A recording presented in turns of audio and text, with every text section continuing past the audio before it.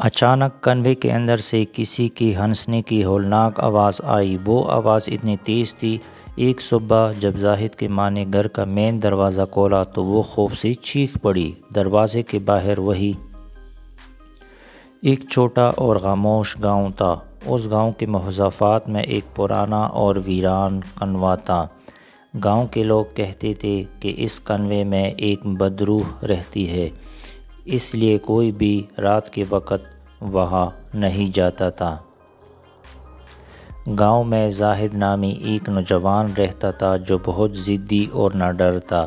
وہ ان سب باتوں کو وہم سمجھتا تھا۔ ایک رات زاہد نے اپنے دوستوں سے شرط لگائی کہ وہ آدھی رات کو اس کنویں سے پانی نکال کر لائے گا۔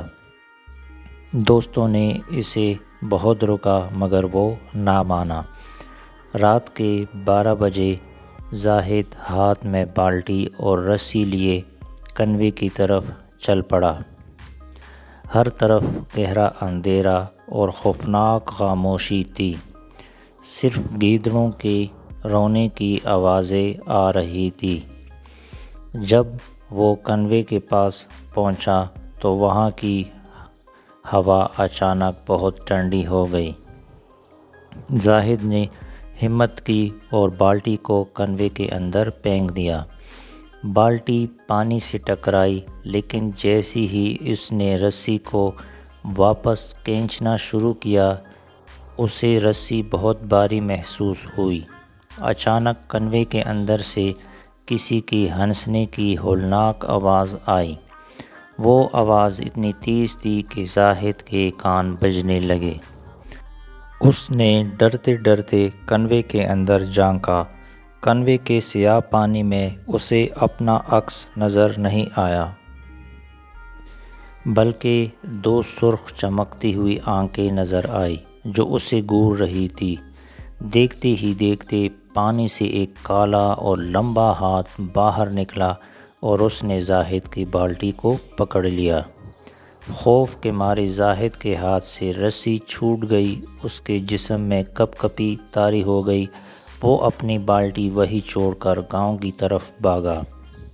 اسے ایسا لگ رہا تھا جیسے کوئی سایہ اس کے پیچھے آ رہا ہے۔ وہ بھاگتا ہوا اپنے گھر پہنچا اور دروازہ بند کر دیا۔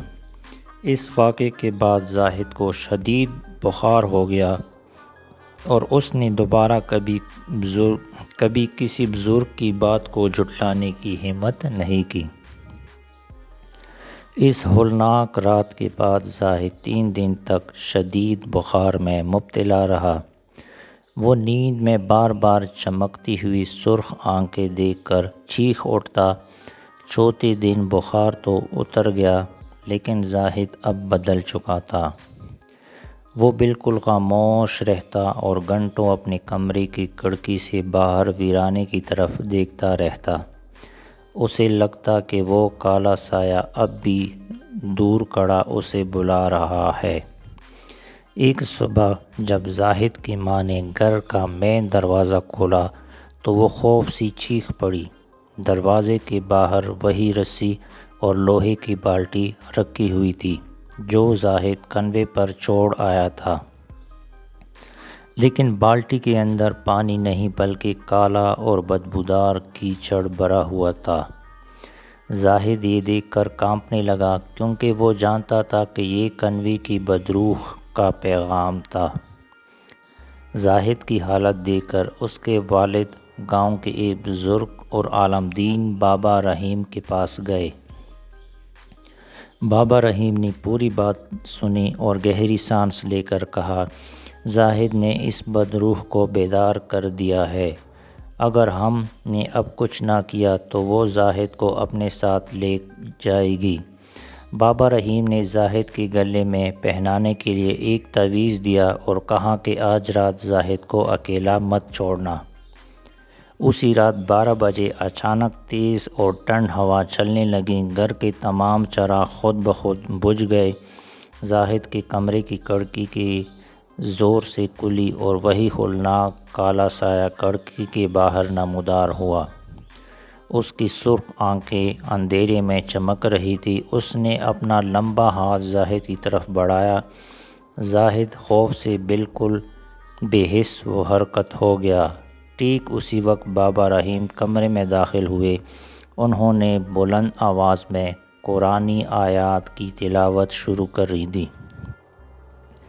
تلاوت کی آواز سنتے ہی وہ سایہ تڑپنے لگا اور اس کے منہ سے ہولناک چیخنے نکلنے لگی۔ بابا رحیم نے اپنے پاس موجود پاک پانی اس سائے پر چھڑکا۔ پانی گرتے ہی اس سائے سے دھواں اٹھا اور وہ ایک زوردار دھماکے کے ساتھ غائب ہو گیا، اور کنویں کی طرف آتی ہوئی تمام آوازیں ہمیشہ کے لیے ختم ہو گئی۔